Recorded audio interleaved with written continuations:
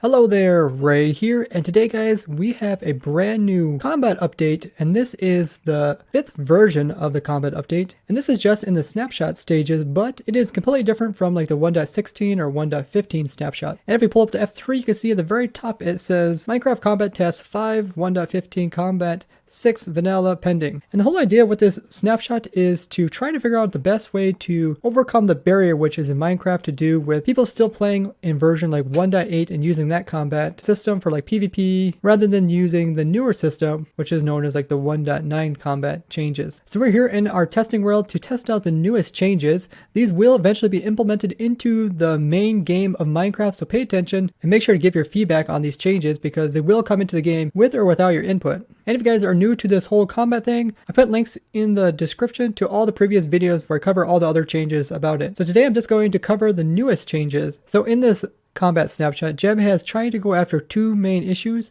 And the first one is that armor is too weak and it kind of barely matters. In particular, low quality armor. So if you guys don't know, when it comes to armor, something like the turtle helmet, which gives 2 armor, is the exact same as a chainmail helmet, which gives 2 armor, which is the same as an iron helmet, which gives 2 armor, which is the same as gold helmet, which also gives 2 armor. So yeah, you can kind of see how they're all the same and they're also very weak. The next thing they try to combat is the food regen. So with 1.9 food regeneration, it encourages more of a defensive and evasive gameplay, as the player can kind of just move away from their enemy and then just eat some food, and this will give them that regeneration effect. This is actually very useful not for combat, for actually doing AFK sessions, because then you can always re-heal your player in circumstances where regeneration beacons are not good enough. And it goes on to say that the first problem with the armor being too weak makes fights too quick, where the second problem with the food can make the fight really drag on and also be quite boring. And this is why we might see different events in Minecraft like the UHC where they actually restrict normal heart regeneration, which does make the combat more exciting. So he said the overall changes to a snapshot is that weapons are now overall weaker, and he went ahead and removed the regeneration boost that they get from food saturation. So let's look into these with more detail. Here we got the weapons here. They're not ordered in weakest to strongest like you might think they would be. We got the wooden sword here. So currently these 2 swords are now the same. The stone one got reduced down to the same as wood. Next up is the iron one, which has 1 more attack damage over these. And this one was also reduced. The diamond sword was actually reduced by 2 with the only attack damage of 6. And the trident was also lowered down by 1. Now there's also kind of a base attack damage depending on the actual type of weapon. So something like a sword used to have a base of 3, now he lowered it down to 2. So overall swords are weaker, but axes they even lowered more. The axes had kind of a base damage of 4 and they lowered it down to 3. Kind of gives a cool insight on how the game developers actually come up with damaging systems and stuff like that, how they have kind of a base for certain types of weapons and then they add extra attack damage onto them depending on what tier they are.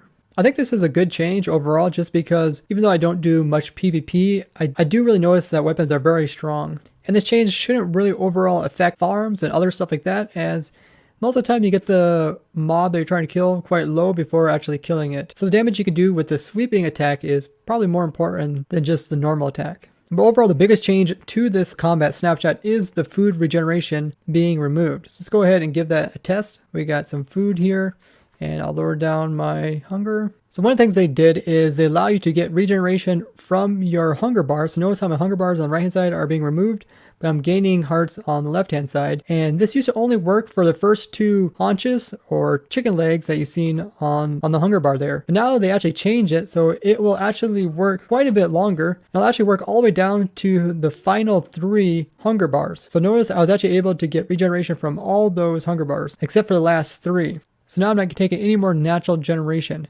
But what they did remove is when you like eat food and you get some like really fast regeneration, you see that is no longer occurring. It's this slow regeneration.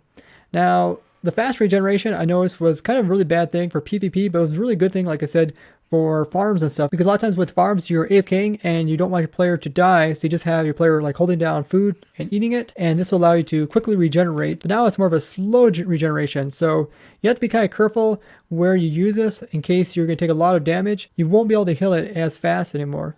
But you're still able to use food to regenerate, so we still might be able to make farms where you're able to eat and then you slowly regenerate. Maybe you're going to have more armor on your character just to kind of remove any damage that you're taking. But this is actually a really big change for PvP, as a lot of times, you know, you go around and you fight something, then you kind of back off and you just like, eat a piece of food very quickly and then go on into fighting them again as your player is automatically regenerating. And you don't even really need to like use the regeneration potions unless you're doing some really all-out fighting. Now, one of the things they did change with these food changes is they also made eating food slower. So it used to take 32 game ticks to eat one piece of food, and now they bumped it up to 40. They also changed the amount of naturally healing that occurs from the food. So if you eat, instead of it healing you every 4 seconds, now it's every 3 seconds. So it's actually a little bit faster, that naturally healing, but you don't have any like regen effect or anything like that. Now, the next change that they did is something that most people don't really see, which is that naturally healing now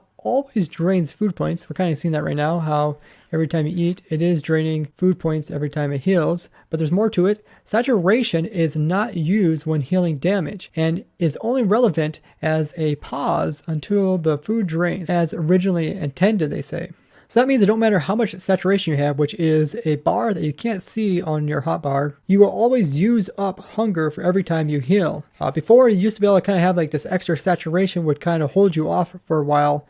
And that would allow you to heal quite a bit before actually taking any hunger. And that's why people would eat stuff like golden carrots, because it would give more saturation, even though it gave less hunger. Now, with this changed, it'll probably be more important to have large food point foods, such as like beef or stews, if you don't mind that they can't stack. Something to give you a lot of the hunger bars down here. Now, saturation will still play a part in doing other stuff like breaking blocks and walking, sprinting, all that other stuff will use saturation, but it won't be applied when doing this healing. And that goes into the next point, which is sprinting is no longer affected by the food value. So our food points or your chicken legs there are no longer going to affect how you can sprint. So let's go ahead and lower down how many food points we have. Now we only have 6 food points or 3 little drumsticks, and we can still sprint, when before you couldn't sprint like this, but we can actually continue sprinting even if we lose more of them. So I'll give myself some hunger. You can see I'm still able to sprint. So if you're like doing a lot of running or anything like that, you don't have to constantly stop and eat food to continue sprinting. This is really good in PvP situations, as a lot of times people enjoy sprinting because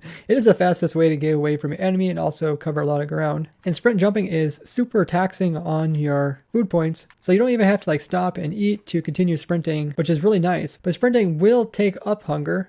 Like I said before, hunger will still do it. So you'll still lose hunger from sprinting. So if you're trying to do that naturally regeneration, you obviously kind of have to balance it out. It do take time to eat a little bit. That way you can regen your hearts. They also fix quite a few different bugs to do with like block hitting as well as air swinging. That way if the player like switches from like blocks to a weapon, it doesn't necessarily count that as if he used the weapon. He also went on to say that he made it so that you can now hit players with snowballs. Let's go ahead and give this a try. We got some snowballs here. We got a dispenser here. Put them in there. Notice how they also stack to 64. That was a change from a previous version. Let's go ahead and just, wow. They do hit the player. They don't do any damage. Similar to other versions where you throw snowballs at most things, they don't do damage. That is cool. I mean, there's no knockback to it. So it's not like you can't really use it as a PvP kind of tool to knock your enemy back. Let's put a mob here and see if it knocks him back. No. Okay. And if we throw at him, that does knock him back. So maybe it only matters if the player actually throws it. Let's also try a snow golem. And if I go into survival, let's see. Oh yeah, I'm getting knocked back.